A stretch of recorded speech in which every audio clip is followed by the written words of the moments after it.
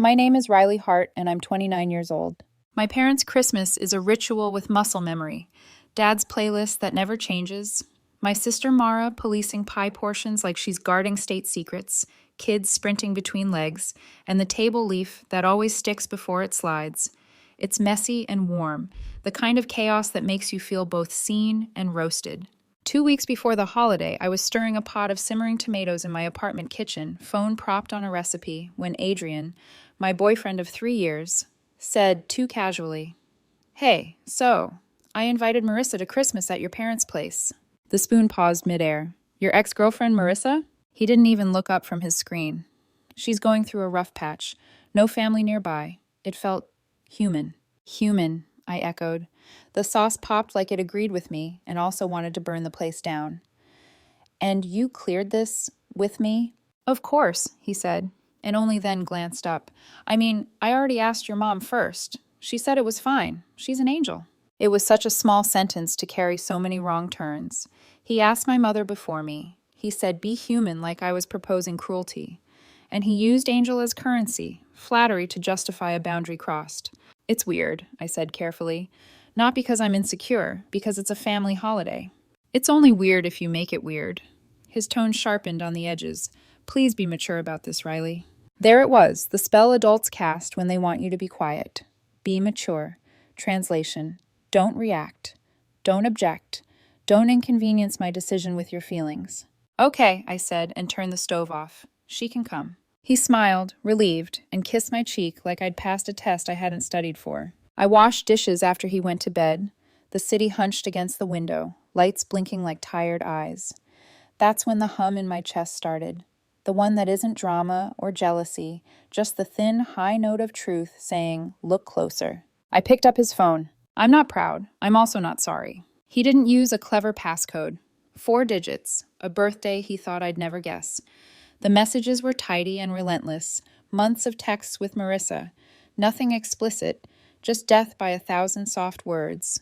Inside jokes, old songs. Remember when? Screenshots of memes that mean more than they say. Then a pair that turned my stomach. Marissa. I miss what we had. Things were simpler. Adrian. I know. Sometimes I wonder what would have happened if we'd tried harder. I took screenshots, emailed them to myself, deleted the evidence like I'd never been there. The next morning, while Adrian showered, I did what the internet lets you do when you really want answers. It took 10 minutes to find Marissa's fiancé. Caleb Walsh. Big smile, easy dimples, a Thanksgiving post that read, "Grateful for this life and for the woman who says yes to our future every single day." There was an engagement photo. Marissa in a cream sweater, Caleb's hand on her hip. The caption made my mouth taste like pennies. Always, no matter what. Adrian had said she was going through a rough patch. He didn't mention the ring. I created a burner Instagram. New email. Blank history. I wrote slowly, careful as if building a bridge I might need to cross back over. "Hi, Caleb. We don't know each other. My name is Riley. I'm dating Adrian. He and Marissa dated in college. This is awkward, but I think you should know. Marissa was invited to my parents' Christmas by Adrian. I've also seen messages between them that feel beyond friendly. I'm not here to ruin your holiday. I just believe you deserve the same information everyone else has. If you want to talk, here's my number." He replied in under an hour. "Caleb, thank you for telling me. She said she had a work friend's dinner. Could we talk?" We moved to text. He was controlled, not cruel. I sent him 3 screenshots, no commentary.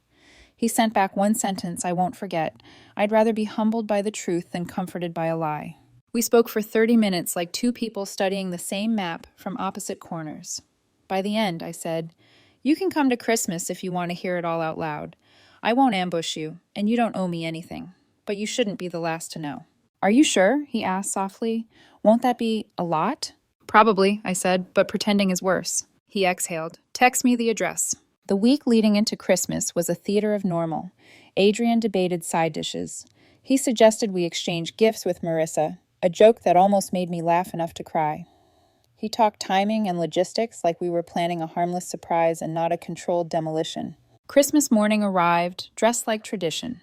Coffee, ribbons, my dad's predictable joke about batteries not included. The air smelled like cinnamon and truce. At 1 p.m., we pulled into my parents' driveway. Adrian carried a pie and the confidence of a man who believes he can curate reality. At 2:12 p.m., Marissa walked in. She hugged Adrian 3 seconds too long. My mother's smile trembled, but held.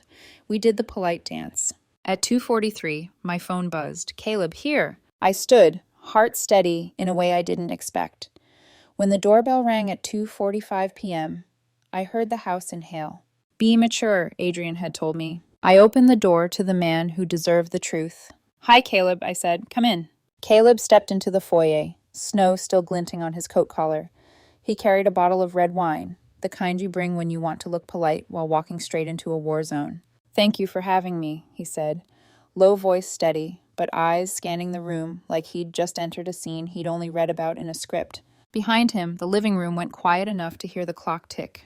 My dad muted the TV mid-football replay. My sister's kids froze halfway through an argument over candy canes. And then there was Adrian, turning to see who'd arrived, his expression folding in real time from confusion to shock. And Marissa. Her glass slipped against her palm. She caught it too late, wine bleeding across the rug. "Caleb?" she said, voice almost childlike. What are you doing here?" "I was invited," Caleb replied evenly, glancing at me for half a second before facing her. "By Riley." Marissa blinked fast. "You invited him?" I smiled, calm enough to scare myself. "Yes. I thought if you were bringing your ex to my family's Christmas, it only seemed fair that your fiancé should get an invitation too." Adrian's head snapped toward me. "Riley, what is this?" "This," I said, "is the truth unwrapped." No one moved. My mom's hand hovered halfway to her necklace. Caleb took a step closer, his voice quiet but sharp.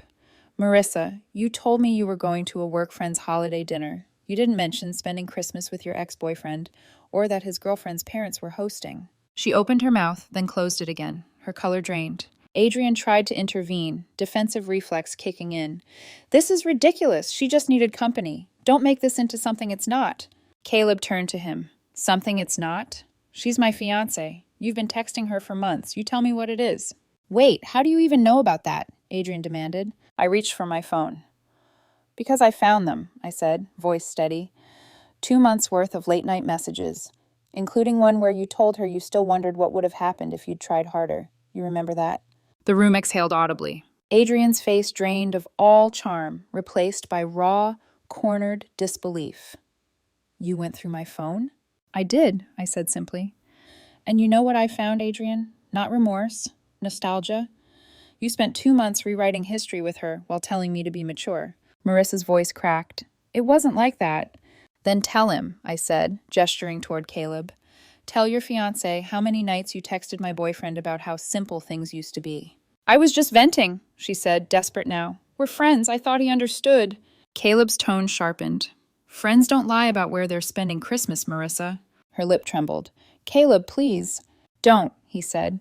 His voice was still calm, but the finality in it cut the air. "Don't make me pity you more than I already do." Adrian stepped forward, palms up. "Okay, enough. This is getting blown out of proportion. Nobody cheated. It's all misunderstanding."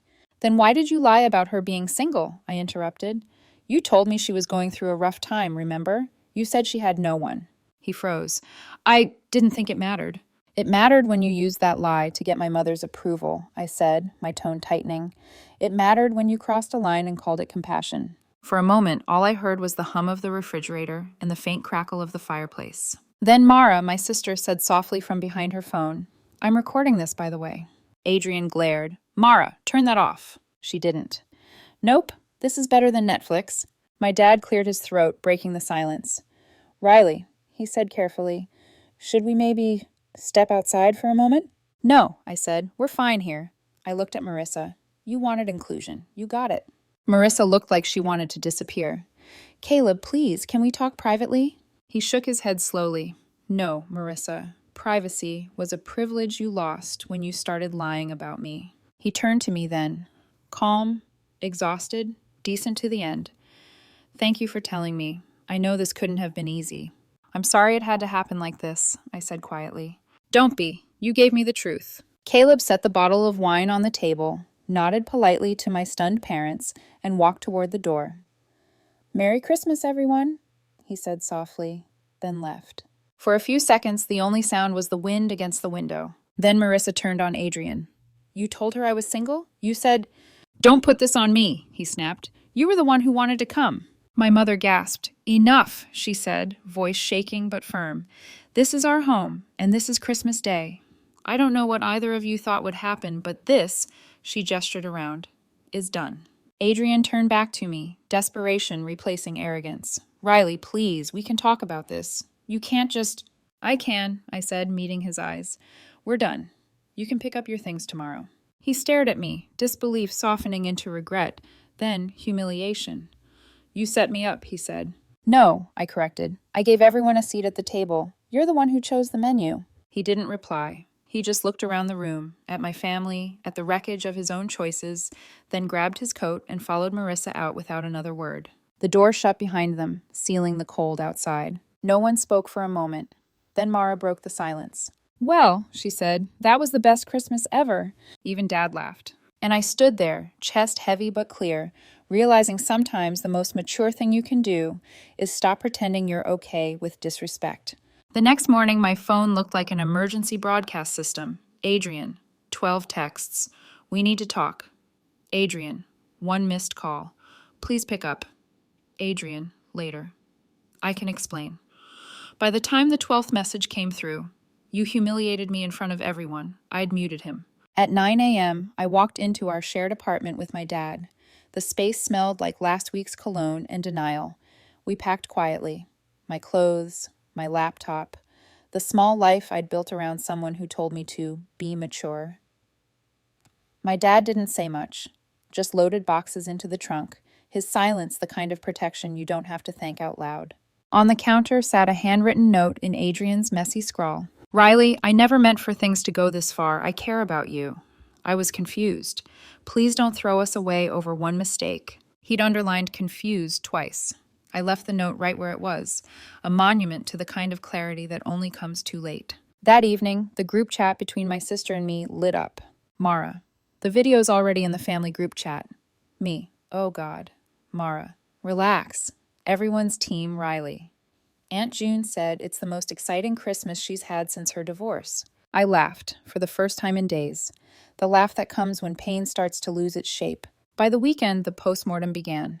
Friends weighed in with comforting hypocrisy. "He didn't cheat, technically. Maybe you overreacted. You could have talked it out privately." People love rewriting other people's boundaries when they've never had to live inside them. I didn't reply. I didn't owe anyone my reasoning. Instead, I opened an email from an unfamiliar address. Caleb Walsh at... "Hi, Riley. I wanted to thank you again for reaching out. It was messy, but necessary. I ended the engagement that night. I've moved out. It hurts, but I'd rather feel honest pain than be fed polite lies. You handled yourself with more grace than anyone deserved that day. If you ever want to talk, you've got a friend." I read it twice. He wasn't flirting. He was grateful. The kind of gratitude that comes from knowing someone else blew the whistle when they didn't have to. I replied simply, "Thank you, Caleb. I hope your next chapter starts lighter than this one ended." He wrote back, "It already has. Merry Christmas, Riley." Meanwhile, Adrian spiraled. Mutual friends told me he'd spent the week blaming everyone but himself. Me for snooping, Marissa for leading him on, my sister for filming. He'd turned humiliation into a public sport, as though rage could rewrite footage. Marissa apparently had tried to reach Caleb again. He didn't respond. She moved back to her sister's place 2 towns over. Social media went dark, except for one vague story post. Lesson learned. I almost commented, "Which one?" But self-control isn't about silence. It's about choosing where to spend your energy. A week later, my lawyer friend drew up a short-term exit agreement for our apartment lease. I sent it to Adrian with a single text. "Keys by Friday. Utilities transfer by the 1st. He showed up 2 days later, looking older, paler, quieter. No speeches this time, just placed the keys on the counter and mumbled, "You really aren't going to forgive me, are you?" I shook my head. "Forgiveness isn't a prize, Adrian. It's a process. You're not in it." He nodded once, eyes glassy, then left. The door clicked shut with the kind of finality that doesn't echo. That night, Mom called. "Sweetheart," she said gently, "next year we're screening all holiday guests. You've earned the right to a peaceful dinner." I smiled. "Add that to the new family tradition." She hesitated. "Do you regret how you handled it?" I looked around the apartment, half empty, quiet, clean, and said, "Not for a second." There's something liberating about watching a man who once told you to be mature choke on his own definition of it. Because here's the truth. I didn't ruin Christmas. I just unwrapped what was already rotting under the tree. 2 months later, winter softened its grip. The holiday decorations in the neighborhood were gone, but a few stubborn strands of tinsel still clung to fences, glittering in defiance. I was back in my own rhythm. Early mornings, black coffee, my laptop on the kitchen counter where no one stood behind me anymore asking for a taste or an opinion. The apartment felt bigger without Adrian. Quieter, yes, but not empty. Like a room that had finally exhaled after years of holding its breath. My mom invited me over one Sunday for brunch. When I arrived, she was already fussing over the stove while my dad fixed the dining chair Adrian once broke but never repaired. Mom slid a plate toward me. "You look good," she said. "Peaceful." "I'm getting there." Mara, sitting across from me, smirked. "Your story's officially family legend now. Dad calls it the Christmas reckoning." Dad chuckled. "What can I say? Most interesting holiday we've ever had. I'm still proud of you, kiddo." Mom shot him a look. "Let's not glorify public scandal." "Hey," I said, half laughing. "It wasn't scandal. It was transparency. With pie." Even Mom couldn't argue with that. Later that afternoon, I scrolled through my phone, deleting old photos and muting group chats that had nothing left to say. When I reached Adrian's contact, I hesitated just long enough to feel the sting, then hit delete. No fanfare, no second guessing, just gone. Freedom rarely announces itself with fireworks. Sometimes it arrives like a clean inbox. A week after, an email pinged my phone from Caleb Walsh. Subject, small update. "Hey, Riley, just wanted you to know I started therapy. Turns out I had a habit of excusing bad behavior because I confused chaos with love. Working on that. Hope you're doing well." I smiled, not because it was romantic, but because it was proof that something honest had survived that night. We both walked away bruised but upright. I replied, "That's a good start. I'm proud of you, Caleb. I'm learning that peace isn't boring. It's earned." He wrote back one last time. "Then here's to peace. Merry late Christmas." March arrived, and with it, light through the windows again. I'd taken up running just to prove to myself that I could keep moving forward. Literally. I'd started painting the living room walls a pale sage green. Every brushstroke felt like an erasure and a beginning all at once. One night, while standing on a ladder with my hair tied up and music humming in the background, my sister called. "Guess who just texted me?" she asked. "Please don't say Adrian." "Bingo. He wanted me to tell you he's sorry and he's in a reflective era." I laughed so hard I almost dropped the roller. "Tell him good luck finding someone else to grade his maturity." "Already did," she said, grinning. "Also, Mom says next Christmas we're making guest applications, background checks included." I laughed again. A real one, deep and light and free. I spent that night sitting on the floor, sipping wine, staring at my half-painted wall. For the first time, I let myself replay everything without bitterness. The discovery, the texts, the dinner table, the quiet after. What surprised me wasn't the pain, it was the gratitude. Adrian taught me that love without respect is theater. Marissa taught me that nostalgia is a liar. Caleb reminded me that truth, even when it burns, still cleans. But the person I learned most from was myself, the version who stopped begging for calm and started being it. On Christmas morning this year, Mom texted, "We're keeping it small. Just family. No surprises. You bringing dessert?" I replied, "Only the kind that doesn't explode." She sent a laughing emoji and a heart. I put my phone down and looked around my home, my quiet, sage-colored home, and smiled. Because sometimes the story doesn't end with revenge or regret. Sometimes it ends with peace, the kind you don't need permission to keep.